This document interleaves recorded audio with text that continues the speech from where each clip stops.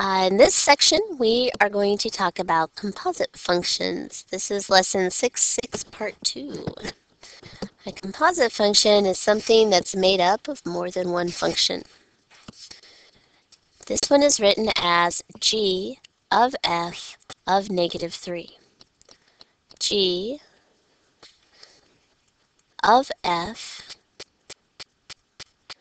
of negative 3. Another way that I could write this is g of f of negative 3. What they're asking me to do is to first find what f of negative 3 is,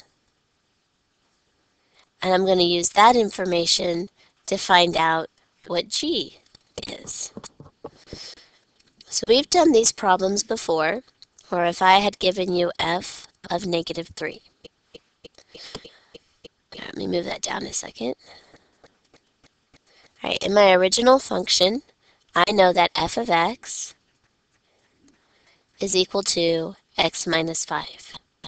So negative 3 is replacing the x. It's telling me what x is equal to. X is equal to negative 3. So I substitute that into my equation.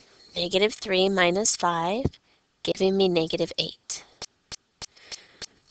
What a composite function is asking me is what is g of that f of negative 3? Or what is g of negative 8? What is the g function when its x is equal to negative 8? So g is x squared. So I'm going to plug in that negative 8 squared, which is 64. My final answer is 64. Right? Let's try it again. This one reads, what is f of g of negative 3? So I need to start here with g of negative 3, and I need to figure out what that is. What is my g function when x is negative 3? So I go up here to the g, and I'm going to plug in negative 3. Negative 3 squared is positive 9. I then want to know what is f of that 9. What is my f function when x is equal to 9? So come up to your f function, substitute 9 in for the x, and 9 minus 5 is 4. Your final answer is 4. So this is a stepwise process. Your first two, or whatever function is next to the number, that's where you start, and then you take that answer and you put it into the next function. All right, so I have one more for you to try. What is g of f of 5? Go ahead and push pause and then work through the problem, and when you're ready, resume play and check your answer.